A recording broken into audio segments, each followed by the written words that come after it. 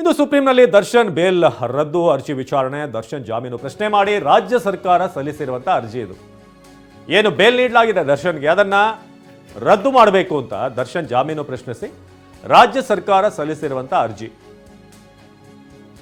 7 ಕೊಲೆ ಆರೋಪಿಗಳಿಗೆ ಜಾಮೀನು ಕೊಟ್ಟಿದ್ದಂತ ಹೈಕೋರ್ಟ್ನಿಂದ ಜಾಮೀನು ಪ್ರಶ್ನೆ ಮಾಡಿದ್ದಂತ ರಾಜ್ಯ ಸರ್ಕಾರ ನೀಡಿದ್ದಂತ ಜಾಮೀನಿದೆ, ಅದನ್ನು ಪ್ರಶ್ನೆ ಮಾಡಿತ್ತು ರಾಜ್ಯ ಸರ್ಕಾರ ಸುಪ್ರೀಂ ಕೋರ್ಟ್ನಲ್ಲಿ. ಇಂದು ಸುಪ್ರೀಂ ಕೋರ್ಟ್ನ ದ್ವಿಸದಸ್ಯ ಪೀಠದಲ್ಲಿ ವಿಚಾರಣೆ.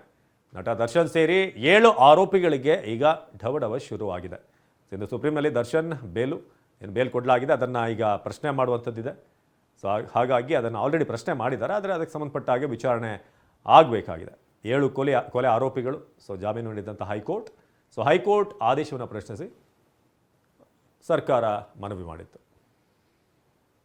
ಇನ್ನು ಈ ಮಧ್ಯೆ ಬೆಂಗಳೂರು ಏರ್ಪೋರ್ಟ್ನಲ್ಲಿ ಪವಿತ್ರ ಗೌಡ ಪ್ರತ್ಯಕ್ಷ ಆಗಿದ್ದಾರೆ. ದೆಹಲಿಯತ್ತ ಕೊಲೆ ಆರೋಪಿ ಪವಿತ್ರ ಗೌಡ ಪ್ರಯಾಣ ಬೆಳೆಸ್ತಾ ಇದ್ದಾರಾ? ದೆಹಲಿಗೆ ಹೋಗೋದಕ್ಕೆ ಅಂತ ಅವರು ಅನುಮತಿ ಪಡೆದಿದ್ದಂತಹ ಸುದ್ದಿ ತಮಗೆ ನೆನಪಿರಬಹುದು. ರೆಡ್ ಕಾರ್ಪೆಟ್ ಸ್ಟುಡಿಯೋ ರೀಲಾಂಚಿಂಗ್ ಮಾಡುವಂತಹ ಸಾಧ್ಯತೆ ಇದೆ. ರೀಲಾಂಚಿಂಗ್ ಸೂನ್ ಅಂತ ಪೋಸ್ಟ್ ಕೂಡ ಹಾಕಿದ್ರು ನಟಿ. ತಮ್ಮ ಸ್ಟುಡಿಯೋಗಾಗಿ, ಬಟ್ಟೆ ಖರೀದಿಗಾಗಿ ಹಾಗಿದ್ರೆ ದೆಹಲಿಗೆ ಹೊರಟ್ರ ಪವಿತ್ರ ಏರ್ಪೋರ್ಟ್ನಲ್ಲಿ ಕಾಣಿಸ್ಕೊಂಡಿದ್ದಾರೆ. ಈಗ ಜಾಮೀನಿನ ಮೇಲೆ ಇರುವಂತಹ ಹಿನ್ನೆಲೆಯಲ್ಲಿ ಎಲ್ಲೇ ಹೋಗಬೇಕು ಅಂತಂದ್ರೆ ಕೋರ್ಟ್ನ ಪರ್ಮಿಷನ್ ಬೇಕಾಗುತ್ತೆ. ದೆಹಲಿಗೆ ಹೋಗೋದಕ್ಕೆ ಪರ್ಮಿಷನ್ ಕೂಡ ಪಡ್ಕೊಂಡಿದ್ರು.